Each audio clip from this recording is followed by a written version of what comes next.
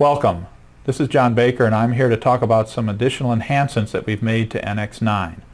Today we're going to talk about a new enhancement added to surface modeling. It's called a fill surface. And what we use it for is if you have a model, for example, in which I've got it modeled up to a certain point, and I know that I need to create a surface here to kind of fill this in, I look at it and say, oh, gee, this is kind of complicated. How would I go about doing that? We have this new function called fill surface that's designed specifically for this.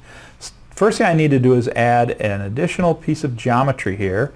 In this case, a bridge curve. Just give me a boundary to bound this surface. And then we go back in and we select the new fill surface routine. And what we do is we select the edges around the opening here. And then the curve at the end, which will close the boundary off.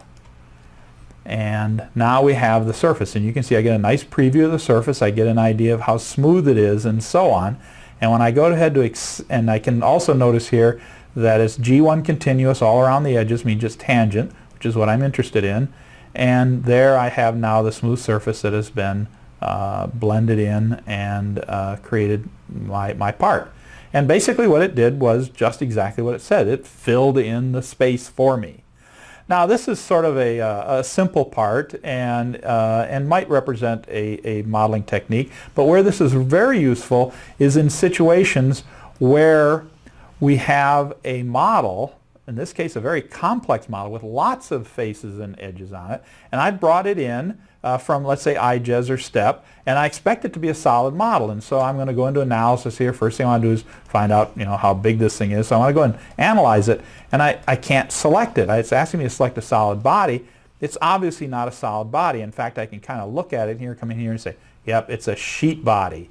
Something failed in the model. Either the model was bad to start with, or something in the translator missed something. So next thing I might want to do is go in and we do what we call an examine geometry. I'm going to select everything in the model and check it, and yes, there's some edges here. I can see right here there is some openings. So what we'll do is we'll get out of here and we'll go back into that new fill surface routine, and what I'm going to do is I'm going to pick that opening and pick this opening here, and now I've closed up the model now, and you notice here there's an actual nice option here. It says patch into the part. Basically what this means is that since I'm filling in a surface, if I get to the point where I'm filling the surface and it can actually turn it into a solid, it will do it for me automatically. For example, I can now go into my analysis and pick that solid, and I can run my analysis on it and get my mass property information.